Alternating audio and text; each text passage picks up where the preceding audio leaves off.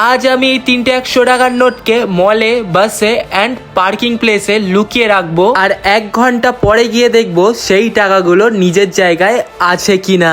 এটা দেখার জন্যই চলে গেছিলাম আমার প্রথম প্লেস মলে। ভিতরে ঢুকেই আমি এই জায়গাটা চুজ করে নিলাম। এরপর এখান থেকে একটা বোতল নিয়ে নিলাম আর তার ভেতরে আমি টাকাটাকে লুকিয়ে দিলাম। এরপর বোতলটাকে নিজের জায়গায় রেখে বেরিয়ে পড়লাম আমার নেক্সট লোকেশন মানে বাসে। এরপর উঠে পড়লাম বাসে, আর আমি তো পুরো কনফিউজড হয়ে গেছিলাম যে আমি টাকাটা কোথায় লুকাবো। আর ঠিক তারপরেই আমার এই জায়গাটা চোখে পড়লো, তাই টাকাটা চুপচাপ লুকিয়ে দিলাম আর বাস থেকেও নেমে পড়লাম। এরপর আমি আমার থার্ড লোকেশনে চলে এলাম মানে পার্কিং প্লেসে, আর এখানে এসে আমি একটা বাইকের ট্যাঙ্কের নিচে টাকাটাকে লুকিয়ে দিলাম।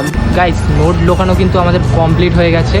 এবারে আমরা ফার্স্ট প্লেস মানে মলের ভেতরে গিয়ে দেখবো নোটটা আছে কিনা। এরপর আমি চলে এলাম মলে আর ঢুকে পড়লাম ভেতরে। আর ভেতরে এসে আমি আমার সেই লোকেশনে চলে আসি যেখানে আমি টাকাটাকে রেখেছিলাম। এত কটা বোতলের মধ্যে আমি কনফিউজ হয়ে গেছিলাম যে আমি কোন বোতলের টাকাটা রেখেছিলাম। তাই আমি একের পর এক বোতল খুলেই যাচ্ছিলাম, কিন্তু আমি কোনোটাতেই টাকাটাকে পাচ্ছিলাম না। হয়ে গেছে, টাকাটা নিয়ে নিয়েছি, গ্যারান্টি পাচ্ছি না ভাই, সামনে রেখেছিলাম, কেউ নিয়ে নিয়েছে। তাই আমার সেকেন্ড লোকেশন মানে পার্কিং প্লেসে চলে এসেছিলাম, আর এখানে এসে দেখি 100 টাকার নোটটা নিচে পড়েছিল। তাই এইখান থেকে টাকাটা নিয়ে আমি আমার থার্ড লোকেশন মানে বাসের কাছে চলে আসি।